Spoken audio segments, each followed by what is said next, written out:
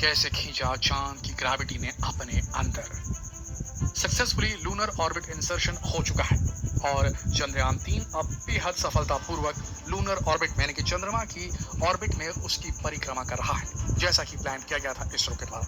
लेकिन अब सवाल यहाँ ये उठता है कि कौन सा विज्ञान यहाँ पर लगाया गया जिसकी मदद से चंद्रयान 3 को चंद्रमा की गुरुत्व बल के अंदर, उसके गुरुत्वाकर्षण बल की फील्ड के अंदर उसे एंटर कराया गया।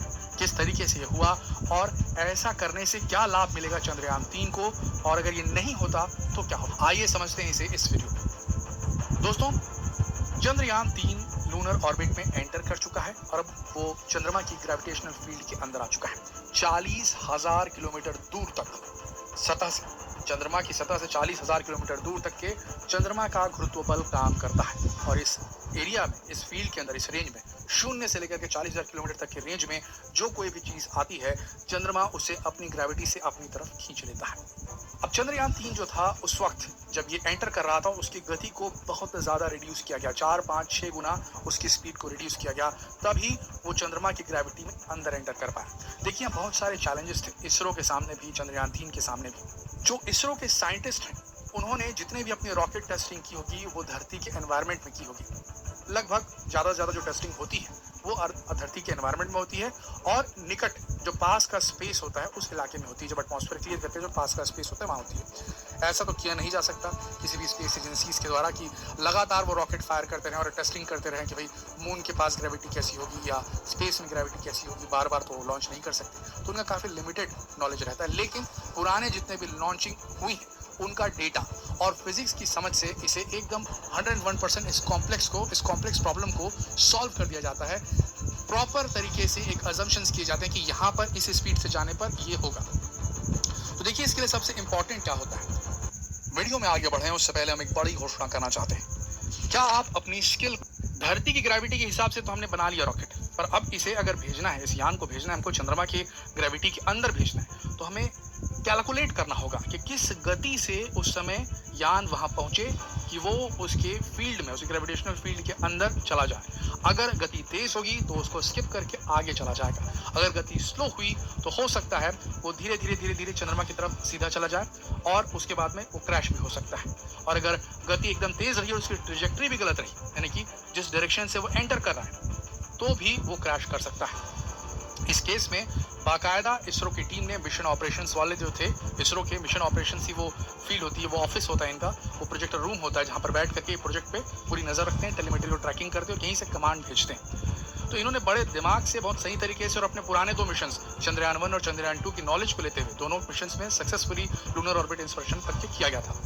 तो उनका ध्यान में रखते हुए पुराने एक्सपीरियंस से इन्होंने एंटर करवाया और पर्टिकुलर स्पीड पर, पर्टिकुलर जगह पर इन्होंने स्पीड स्लो करनी शुरू की। इसे रिटार्डेशन फेज कहते हैं। एक टाइम था जब उसकी स्पीड को इतना बढ़ाया गया तो 40,000 किलोमीटर प्रति घंटे की रफ्तार से पकड़ ली थी। अब यहाँ पहुंचने के बाद अगर उसे मून की, चंद्रमा की ग्रेविटेशनल फील्ड के अंदर भेजना था तो उसकी स्पीड को 7,000 से 3,000 किलोमीटर प्रति घंटे करना था, तो वो अचीव कर लिया गया है। अब वो धीरे से अंदर एंटर कर चुका है। अब ये सर्कल करेगा, ऑर्बिट करेगा चंद्रमा की। देखिए, ग्रेविटी है क्या? जिस भी चीज का ब्रह्मांड में मास है उसके अंदर ग्रेविटी होती है, वो अपने केंद्र के पास दूसरी चीजों को खींचता है। धरती का जो मास है वो काफी बड़ा है मून से, इसीलिए धरती की जो ग्रेविटी है वो 6 गुना ज्यादा है चंद्रमा की ग्रेविटी से।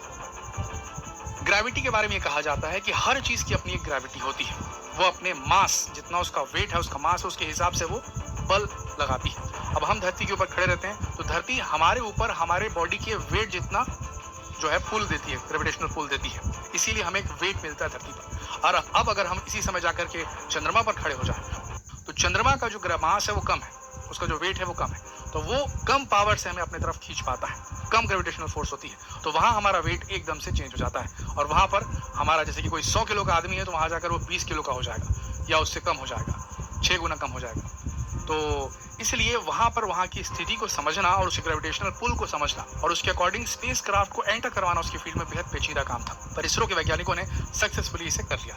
अब चंद्रयान 3 1 करके, 2 करके, 3 करके 4 चक्कर काटेगा। चौथे चक्कर में तकरीबन 15 से 17 तारीख के बीच में जो है ये 100 बाई 100 किलोमीटर बाई 100 किलोमीटर का ऑर्बिट अटेन कर लेगा लूनर ऑर्बिट में, चंद्रमा की सरफेस के 100 किलोमीटर ऊपर। उसके बाद चंद्रयान के प्रोपल्शन मॉड्यूल से लैंडर जो है विक्रम लैंडर वो डिटैच हो जाएगा, वो अलग हो जाएगा और उसके बाद फिर वो वहां से 18 और 20 तारीख को उसको डी ऑर्बिट करने की कोशिश की जाएगी। डी बूस्ट और डी ऑर्बिट। डी बूस्ट और डी ऑर्बिट होता क्या है? डी ऑर्बिट करना मतलब उसको ऑर्बिट से अब निकालना, उसको ऑर्बिट से निकाल करके उसको सतह पे लैंड कराना है। और डी बूस्टिंग का मतलब होता है उसकी स्पीड को कम करना, ताकि वो कम स्पीड से नीचे की तरफ आए। ग्रेविटी हर चीज को अपनी तरफ खींचती है, चंद्रयान 3 को भी खींचेगी, उसके लैंडर को भी खींचेगी। उसके खिंचाव को रोकने के लिए क्या करना होगा?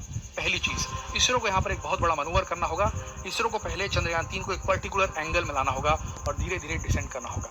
ऐसा ना हो कि वो अपने फेस के बल पे नीचे उतर जाए। रेट्रो रॉकेट से रेट्रो इंजन जो है ये फायर करेंगे और ये नीचे गिरते समय ऑपोजिट साइड में एक फोर्स जनरेट करेंगे, जिससे उसकी स्पीड धीरे धीरे कम होने लगेगी। यही वो पॉइंट है जिस पॉइंट में विक्रम लैंडर के अंदर लगे वीडियो कैमराज नीचे स्कैन करेंगे जो टेरेन है वहाँ का। साउथ पोल का टेरेन बहुत मुश्किल है दोस्तों। साउथ पोल जो चंद्रमा का है वहाँ पर काफ़ी वक्त तक अंधेरा रहता है। कई ऐसी जगह है जहाँ पर कभी सूरज पड़ता ही नहीं।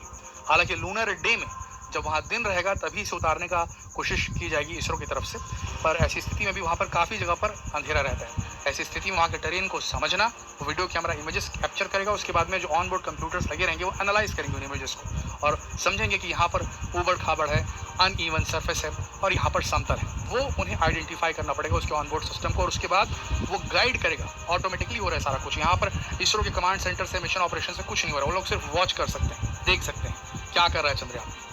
और उसके बाद वो धीरे धीरे धीरे डिसेंड करेगा सटीक जगह चुन करके और उसके बाद वो कैंसल आउट कर देगा, समझ लीजिए, मून की ग्रेविटी को। एक टाइम पे वो हावर करेगा, उड़ता रहेगा थोड़ी देर तक के, जब तक कि उसको स्कैन करना है जगह, कौन सी जगह सही है। उसके बाद धीरे से जगह सही वो नीचे उतरेगा।